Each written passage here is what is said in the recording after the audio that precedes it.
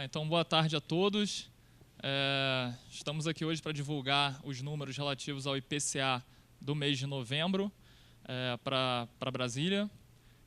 E, além disso, como usual, a gente também vai apresentar, o João Bosco vai apresentar aqui o índice Ceasa, que mede a variação na cesta de consumo da Ceasa, que de modo geral avalia a evolução dos preços no entreposto da Ceasa, né? São preços no atacado, não é isso? Então a primeira apresentação vai ser do IPCA de Brasília e na sequência o João Bosco faz a parte dele aqui. Obrigado.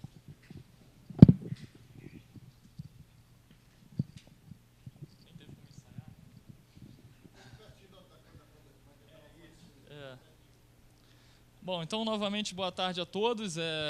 Como comentei, essa é a apresentação do índice de preços para Brasília, o IPCA. Foi divulgado hoje pela manhã pelo IBGE, né? É o órgão oficial que divulga essa estatística. E a gente faz tradicionalmente aqui nas tardes do dia da divulgação a análise para Brasília, comparativamente também a Brasil e algumas regiões metropolitanas, as quais o IBGE também pesquisa, né? Então, sem mais delongas, primeiro apresentar um breve roteiro do que a gente analisa aqui. Então, a gente faz, em primeiro lugar, um comparativo do Brasil, Brasília e regiões metropolitanas, segue com alguma desagregação para ver a evolução de grupos que compõem esse índice, para tentar identificar quais foram as fontes de pressão a nível dos grupos. Também faz outros tipos de desagregações que são convencionalmente utilizadas para análise de preços. E, por fim, a gente fala um pouco também sobre INPC, que, na verdade, é um índice de preços parecido com o IPCA, só que a diferença é que o INPC ele captura variação nos preços de uma cesta de consumo dos consumidores com menor renda, né, que ganham de 1 a 5 salários mínimos, ao contrário do IPCA, que pega de 1 a 40 salários mínimos. Então, seria a variação para uma cesta de consumo de famílias com renda mais baixa, né, famílias de renda mais baixa. Bom, então, a primeira coisa que chama a atenção nesse mês, né, é o fato de que a maioria das regiões metropolitanas e a média nacional terem apresentado deflação, né? Isso é um resultado bastante atípico, né? Quem acompanha o IPCA observar praticamente todas as regiões metropolitanas, com exceção de Goiânia, aqui, apresentando variação ou nula ou negativa, é uma coisa que chama bastante atenção. E o segundo ponto que vale a pena chamar a atenção é que Brasília registrou a maior deflação de todas as regiões, né? Foi menos 0,43%. Então, é um fato bastante inusitado, e a gente vai tentar explorar um pouco do porquê que isso aconteceu nos próximos slides, né? Bom, olhando a desagregação por grupos, o que a gente observa é que, tradicionalmente, aqui a gente chama atenção para grupos que têm maior peso na cesta do IPCA, né, que são esses grupos que geralmente acabam impactando o resultado final de maneira mais pronunciada. Então, quando a gente olha, por exemplo, para o grupo transporte, a gente vê que Brasília teve uma retração, uma deflação de 1,17% nesse grupo. É um grupo com bastante peso no IPCA, né? E a causa disso, como a gente vai ver mais para frente, foi um recuo no preço da gasolina da ordem de 5,35%. A gasolina é um item que tem bastante peso no IPCA, e em Brasília esse peso é maior ainda do que a média nacional. Então, quando a gente tem oscilação para cima no preço da gasolina aqui em Brasília, o IPCA costuma subir bastante. E, ao contrário, quando a gente tem, como nesse mês, uma retração no preço da gasolina, o IPCA acaba também sofrendo uma forte pressão para baixo, né? Adicionalmente, o que a gente pode destacar foi também uma retração, embora modesta, no grupo alimentação e bebidas, né, menos 0,04%. Embora seja uma retração bem modesta, próxima da estabilidade, é um grupo que tem um peso muito grande no IPCA, né? Cerca de 1/4 do IPCA é alimentação e bebidas. Então, mesmo a estabilidade nesse grupo já acaba constituindo um vetor para manter o IPCA em níveis bastante baixos, né?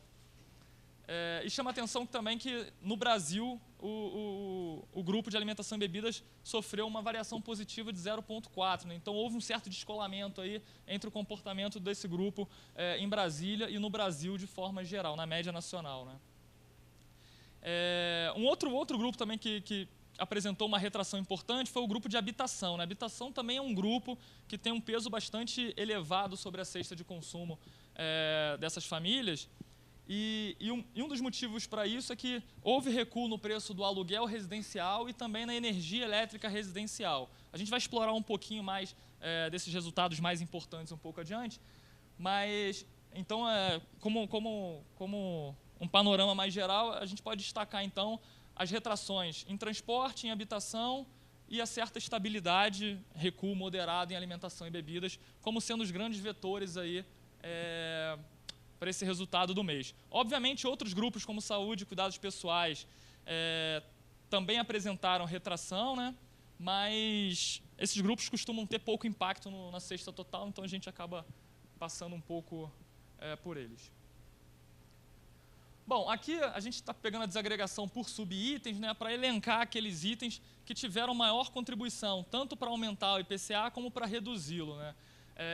Na parte de pressão para elevação do IPCA, pressão altista, a gente destaca que a passagem aérea, né, teve uma variação de 8,65% e uma contribuição líquida de 0,15 pontos percentuais para aumentar o IPCA. Em segundo lugar, o tomate, né, o tomate teve uma variação bastante expressiva. Em meses anteriores isso também ocorreu, né, o João tem levantado essa questão aqui recorrentemente. O tomate tem sido um dos itens aí, que vem sofrendo bastante pressão também. E compondo esse ranking aí, tem empregado doméstico, plano de saúde, pão francês também, constituindo elementos aí de pressão altista por IPCA. Por outro lado, né, os itens que apresentaram redução e que, portanto, contribuíram para esse resultado de deflação no IPCA, tiveram um comportamento muito mais pronunciado, né?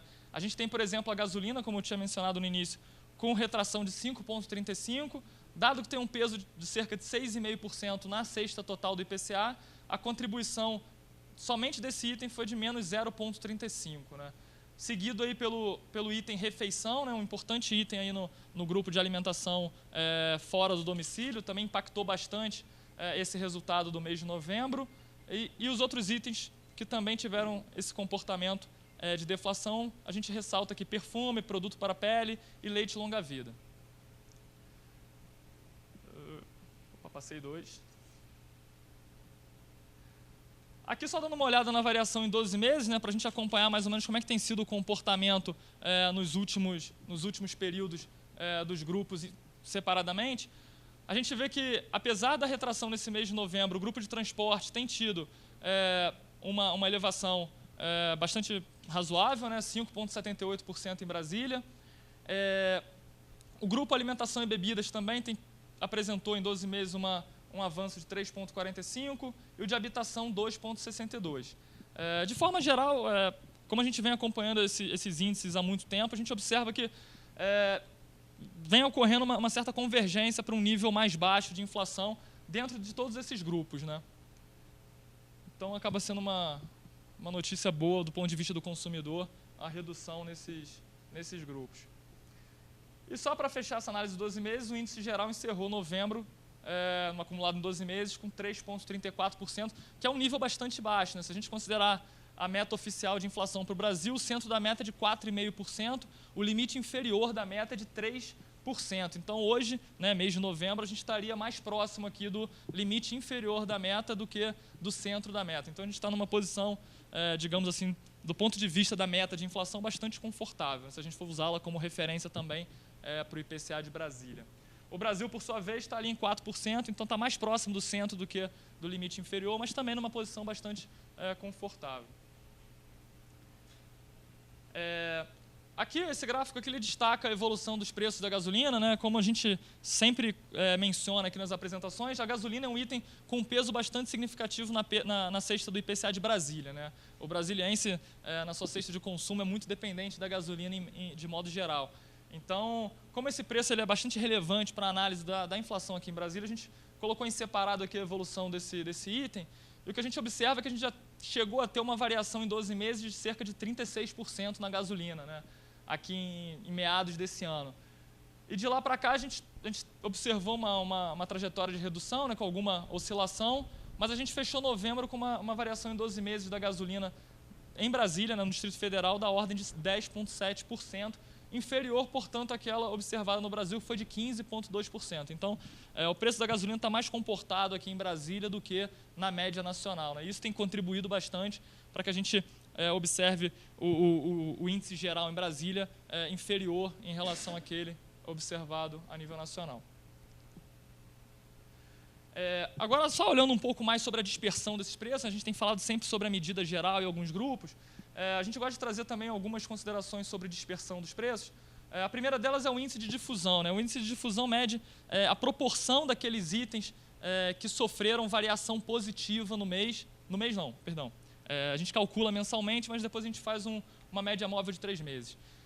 Então, na verdade, isso aqui está reportando na média móvel dos últimos 3 meses a proporção de itens que sofreram variação positiva dentro dos itens que compõem o IPCA, né? Então, a gente tem essa medida tanto para Brasil quanto para Brasília, e o que a gente observa é que Brasília está com uma disseminação, uma difusão da inflação bem mais baixa do que aquela observada no Brasil, né? O nosso índice de difusão está na casa dos 52%, 53%, enquanto no Brasil está mais próximo dos 58%. Então, o que a gente extrai aqui dessa figura, dessa análise, é que Brasília está apresentando uma inflação mais baixa do que a média nacional e também uma inflação menos disseminada do que a inflação nacional.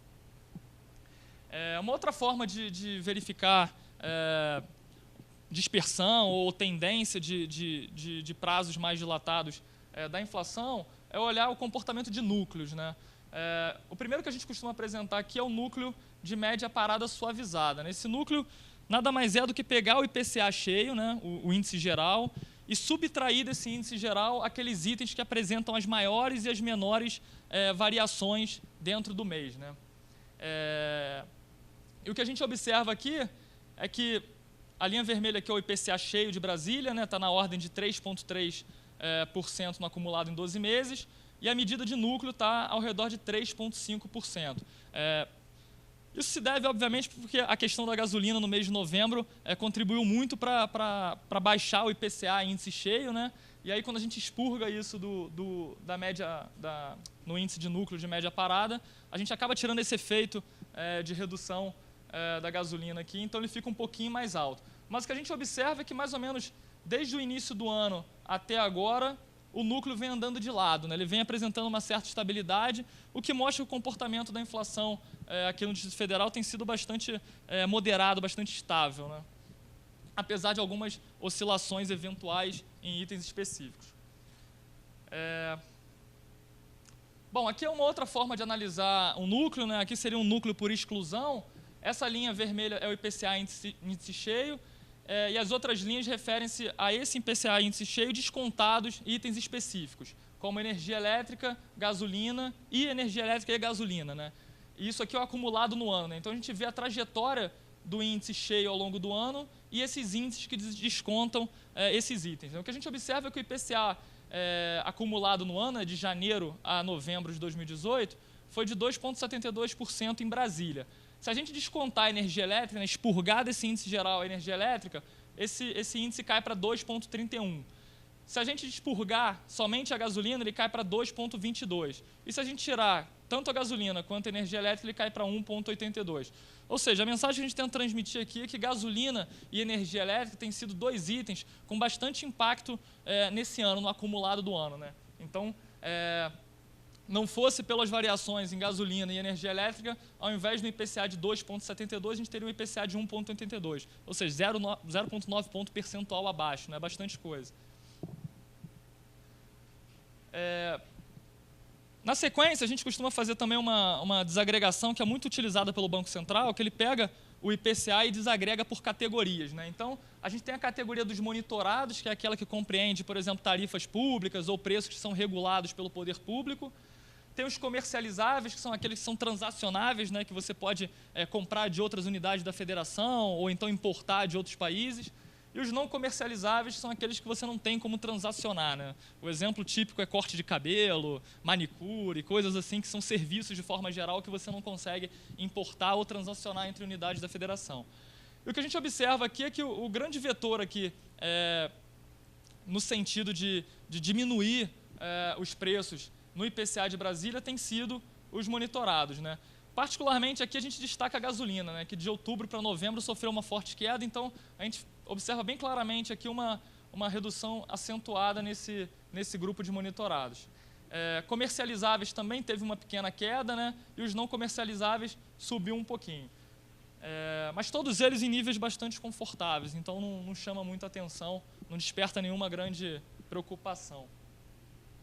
Uma outra forma também de observar esses grupos, né, trabalhando com outras categorias, é separá-los na categoria de administrados, monitorados, no caso, são os administrados, são a mesma coisa, produtos industriais, serviços e alimentação no domicílio. É uma outra forma que o Banco Central também utiliza para analisar o índice de inflação.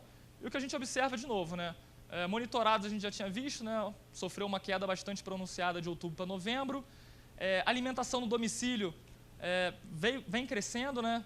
Desde daquele pico lá em junho por conta da greve dos caminhoneiros, teve uma quedinha, mas depois veio aumentando, e aí tem alguns itens que vêm pressionando isso.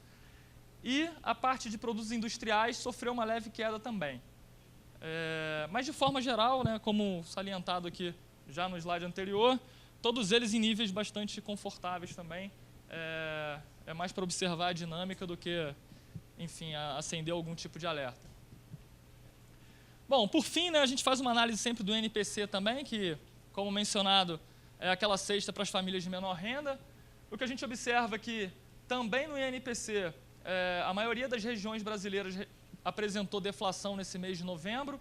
Novamente, Brasília, com a maior deflação entre todas as regiões, né, menos 0,58. E quando a gente observa por grupos, basicamente são os mesmos grupos que afetaram o IPCA, produziram também essa deflação no grupo do INPC. Né? A única diferença é que alguns grupos lá, como a gente observou, refeição, produtos para pele, perfume, esses itens costumam ter um peso maior no INPC e, portanto, a variação negativa nesses itens acabaram pressionando uma maior deflação no INPC do que no IPCA. Então, talvez a diferença nos resultados seja basicamente isso. Bom, considerações finais e alguns balanços de riscos.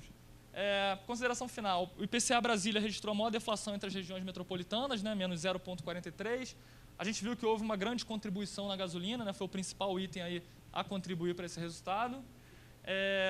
Houve também alguma redução da energia elétrica, né, sobretudo porque houve uma mudança de bandeira tarifária de outubro para novembro. Em outubro a gente estava com a bandeira vermelha patamar 2, em novembro a gente passou para a bandeira amarela. Isso tem um impacto significativo sobre o preço da energia elétrica, mas que foi, de certa forma, mitigado porque houve um aumento de tarifa, um reajuste de tarifa da SEB. Então, esses dois vetores acabaram indo na direção contrária, né? E todo o aumento decorrente, toda a redução decorrente da redução da bandeira tarifária acabou não sendo transmitido porque houve esse reajuste na SEB que foi da ordem de 6,5%.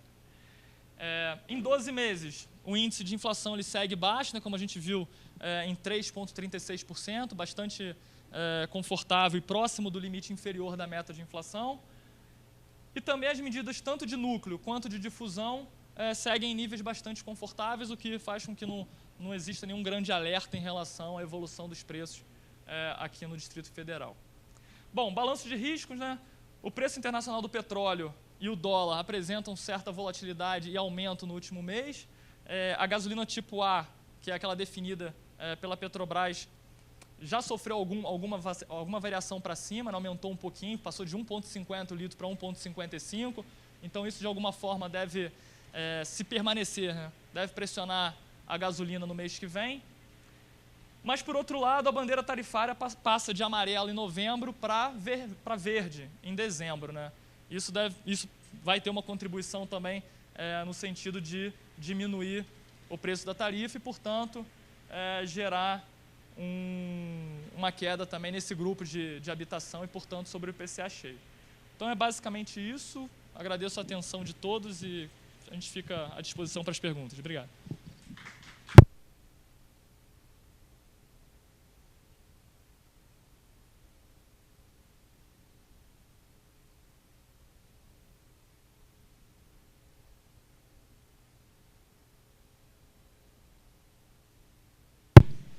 Boa tarde a todos. Queria desde já agradecer a presença, nosso público crescendo exponencialmente desde o início do nosso encontro. Fico muito feliz, tá? E aproveitando também essa chuva que cai nesse fim de tarde, vamos ver o que aconteceu aqui durante o mês de novembro na nossa Ceasa DF. O que aconteceu foi isso, diferentemente do que o IPCA apontou, no IPC, né, nós tivemos algum avanço aqui no patamar de 3,85%, né, na média dos grupos.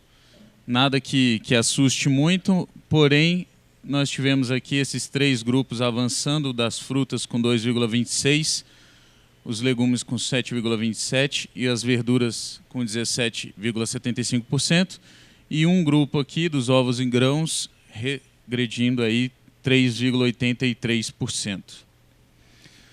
Nesse quadro, o que vai ficar mais evidente no próximo slide, a gente já pode ver aqui o último trimestre do ano, né, se formando, tendo esse pico aqui em novembro, né, e depois perdendo força no mês de dezembro, que é um mês tipicamente de baixa no nosso entreposto, né? Aqui no gráfico a gente observa bem que eles convergiram até para um ponto bem parecido, o pico aí em novembro, na casa do 3, alguma coisa. Inclusive, quando eu olhei o gráfico, eu tive que desembaralhar os números, que eles ficaram um em cima do outro, né? Esse último trimestre ele tem menos diferenças, né, do ano inteiro. Parece que nosso entreposto funciona bem regrado aí no último trimestre. Brasília tem o seu final de ano muito bem definido, né, com férias. O pessoal já sabe que dezembro é o mês que vale meio mês, né, que daqui a uma semana entram os recessos de fim de ano, e aí, bom, aí Brasília vira aquela cidade deserta, exatamente. Então, esses são os pesos, 91% nesses 2 grupos, frutas e legumes, e os outros 9% entre as verduras e ovos. Em pontos percentuais, a gente pode só observar o que a gente sempre ressalta, né, que as frutas, pelo peso, ó, apesar delas serem a variação percentual menos forte, né, de 2,26%, elas têm uma influência muito forte sobre o resultado do índice, né? No entanto, as verduras têm pouco peso, 0,42 ponto percentual no total aí do mês.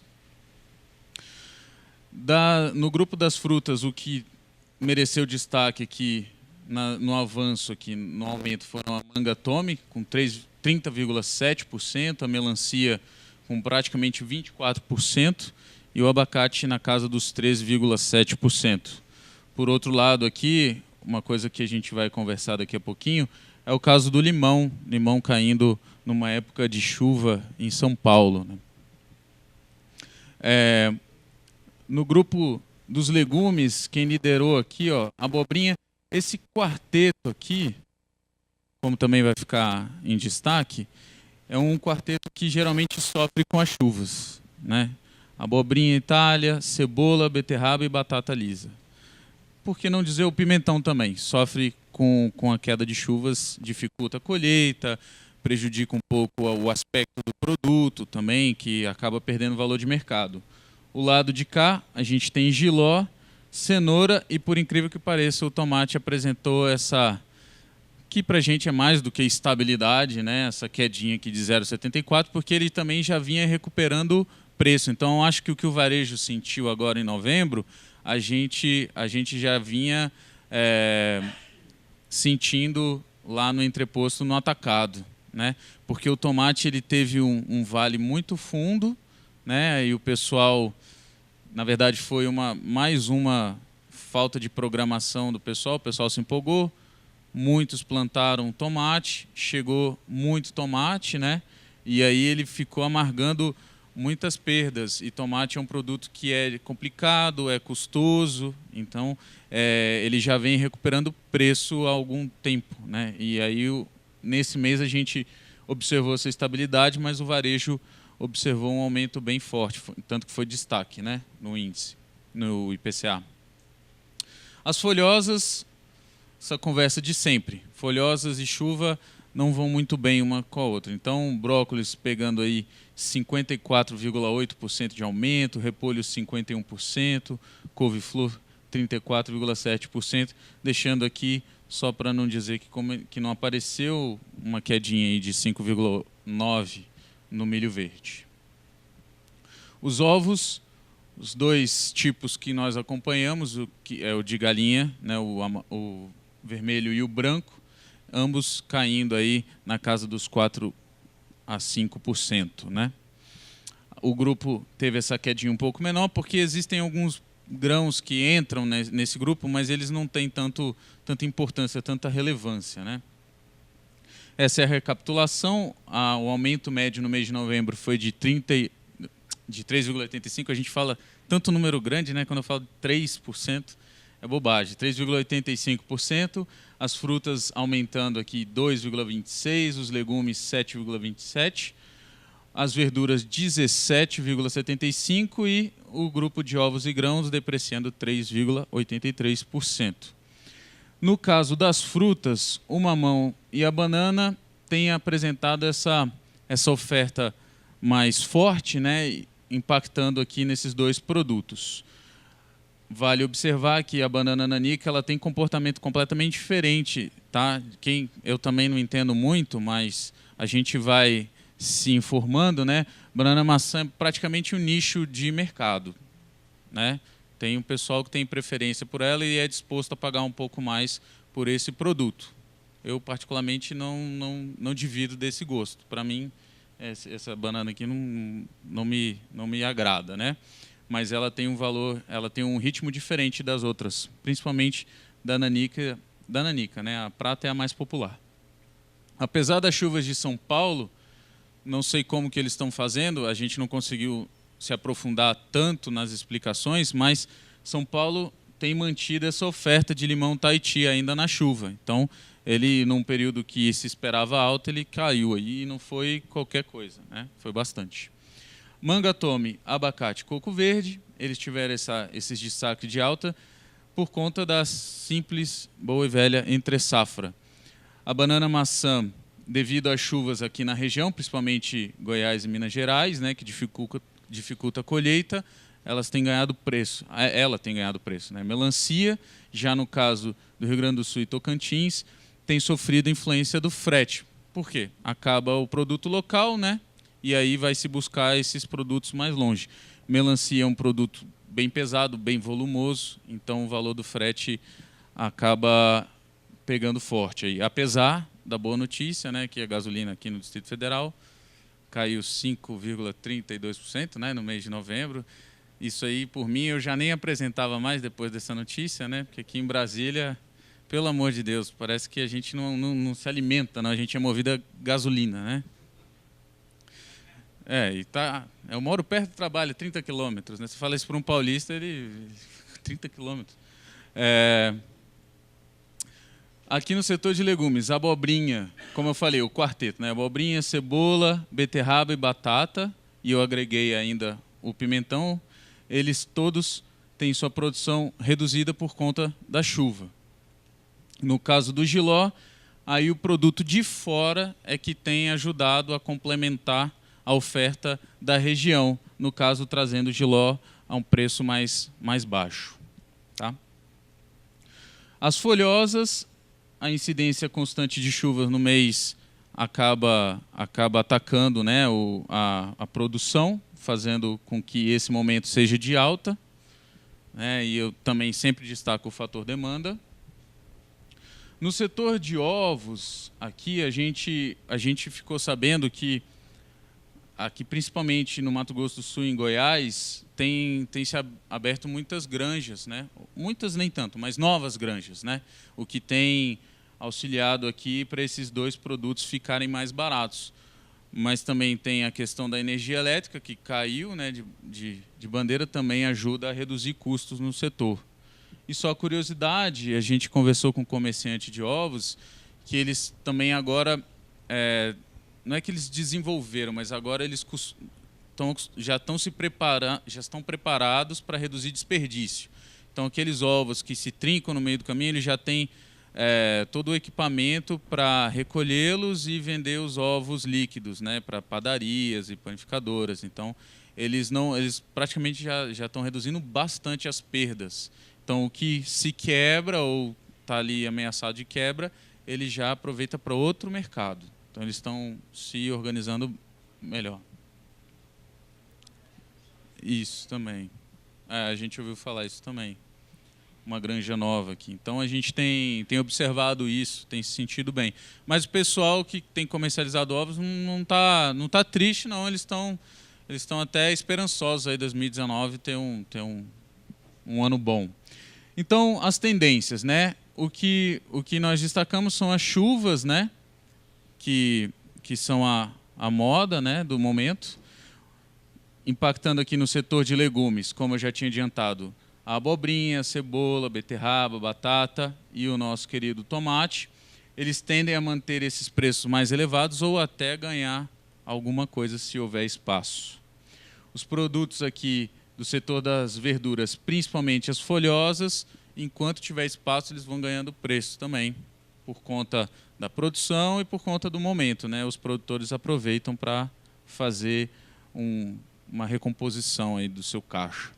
E no setor das frutas, a expectativa aqui é que o mamão formosa recupere valor também. Ademais, produtos típicos de regiões temperadas, né? No final do ano, eles têm a demanda elevada. Então, aqui as maçãs, as uvas, esse clima natalino gera aí o cenário para apreciação desses produtos. No mais, é isso. Podemos partir para as perguntas. Muito obrigado, gente.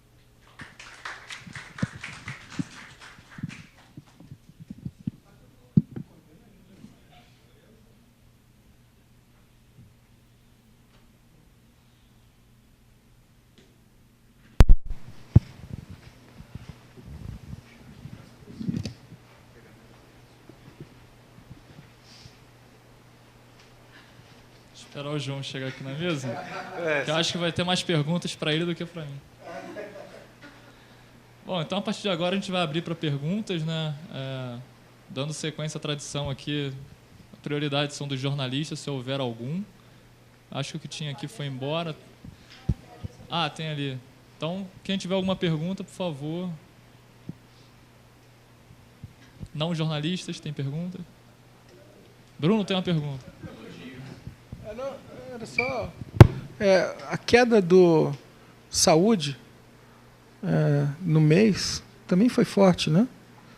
No que você tinha apresentado no último gráfico, que foi no INPC, eu acho.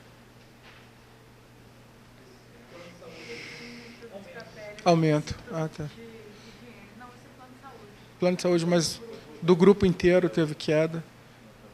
Não, era isso, eu queria entender o porquê. E plano de saúde continua aumentando e os outros itens aqui caíram, né? Era um pouco... Então, na verdade, quando a gente olha para os itens aqui, na próxima... A gente tem alguns itens aqui como de cuidados pessoais, né? Perfume, produtos para pele, que apresentaram reduções bastante fortes, né? Inclusive com contribuição elevada, né? São itens que não têm muito peso na cesta, mas que por terem uma variação muito alta acabaram impactando. Então, é basicamente pela questão de cuidados pessoais. Provavelmente deve ter a ver com a Black Friday, que eles fizeram boas propagandas em relação de perfume, de maquiagem, esses produtos para pele. Algum tipo de... pode ter sido uma antecipação de Black Friday. Porque a Black Friday geralmente é mais no final do mês, né? A gente costuma... Uma semana antes, né? Mas novembro inteiro, começa, né? Ele começa metade de novembro. Black já. Pode ser. E algum resquício de Black Friday deve aparecer em dezembro também, né? No setor de comércio. Tá?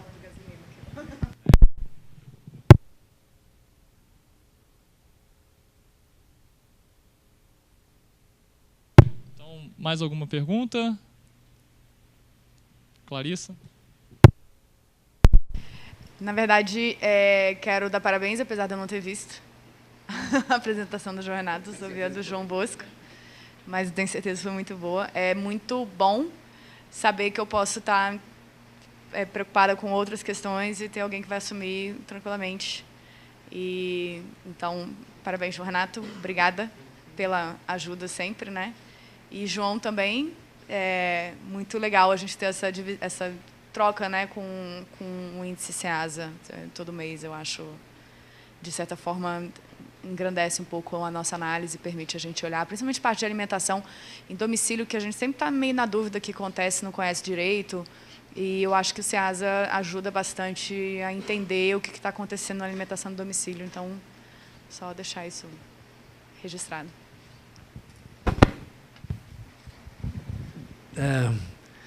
Aldo Baviera da Deura, vou perguntar para o João, que ali está aqui, gasolina baixou, não é?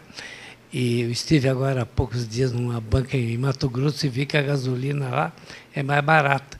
Não sei se é boliviana ou paraguaia, não é? Mas vá lá. E agora teve uma queda maior ainda, ontem e hoje, não é? Você tem alguma explicação para essa variação da gasolina numa cidade que não está muito perto da refinaria, não é? Então, isso poderia agravar o preço do combustível fortemente, sobretudo para diesel, né? Aí não aparece, né? Aparece só gasolina. Seria interessante o índice dos combustíveis em geral, porque o diesel está sendo mantido artificialmente, enquanto que qualquer carga nesse combustível vai para a gasolina. Por isso também que ela sobe. Teria uma explicação, João? Bom, tem duas. Bom, enfim, agradeço a Clarissa pelo comentário, agradeço a sua pergunta também. Então, na verdade, o diesel, a gente não tem abertura aqui para Brasília do preço do diesel, né? Então, a gente não tem como medir variações nesse setor específico. Na gasolina, o reajuste dela basicamente vem da Petrobras, né, por uma regra que considera variação no preço do petróleo internacional e da taxa de câmbio. Mais especificamente, essa variação, essa queda que ocorreu a nível nacional e aqui em Brasília acabou pesando mais porque tem um peso maior sobre a cesta do brasiliense, foi basicamente devido à questão do câmbio, né? O câmbio saiu de um patamar aí próximo de R$4 para alguma coisa como R$3,75, né? Então foi uma variação, uma queda bastante pronunciada do câmbio. Apesar do preço do petróleo no mercado internacional não ter oscilado muito para baixo, o câmbio atuou aí como um vetor importante para diminuir em reais o preço do petróleo, né? Então, basicamente esse movimento da gasolina foi devido a isso. Agora, tem até uma discussão aí sobre se a Petrobras vai liberar a fórmula de como ela faz o reajuste ou não, mas por enquanto ainda não liberou. Então, assim, esse é o preço que a gente tem a noção, porque a Petrobras divulga lá quanto que ela está cobrando na venda primária da gasolina, né, que vai para as distribuidoras. Depois disso, entram custos operacionais e uma série de outros custos que a gente não tem uma medida exata de como cada distribuidora realiza. Então, é um pouco difícil a gente entender diferenças assim, entre regiões se a gente não tem muita noção dos custos de cada região, né? A gente tem mais ou menos a gente tem o preço da gasolina tipo A, que é a que a Petrobras vende, e a gente tem a margem de lucro que essas distribuidoras podem cobrar, né? E que os postos podem cobrar, mas a gente não tem exatamente a medida de custo dele e vai variar de cada uma, né? Então, acho que é mais ou menos isso.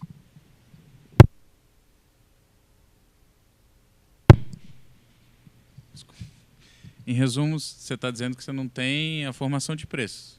Você não tem como saber, né? Entendi. Mas eu queria agradecer os comentários da Clarice. Queria dizer que eu, particularmente, tenho certeza que quem ganha mais aqui sou eu, por vários motivos. Um, porque quem trabalha já ganha por realizar o trabalho, né? A gente vai aprendendo, vai crescendo, vai se experimentando, né? Eu me sinto tão em casa aqui porque a história da apresentação aqui é a minha história na SEASA, porque quando eu cheguei em 2014, a SEASA já fazia isso aqui. Então, eu, assim que cheguei, já vim para cá. Então, para mim, isso aqui é parte do meu mês, né? O mês que eu não venho, saiba, porque eu estou num lugar melhor, estou de férias, mas eu sei que vocês entendem isso, né? Para mim é um prazer vir, mesmo que seja uma segunda, uma sexta, chuva, sol, para mim é sempre muito bom. Eu me sinto tão em casa aqui, o Toninho sabe disso, que eu chego, às vezes o auditório está vazio, eu já chego, já ponho meu pendrive ali, já testo a apresentação, fico aqui. É praticamente isso, eu estou quase pedindo um perfil aqui, tá?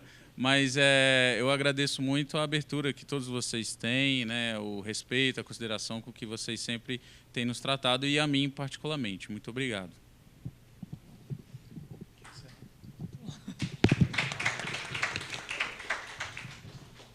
Mais perguntas? Aproveita que o João se sente em casa aqui, pode fazer várias perguntas para ele. Dou-lhe uma, dou-lhe duas, dou-lhe três. Então, obrigado a todos. A gente encerra por aqui até a divulgação do mês que vem, se Deus quiser. Obrigado.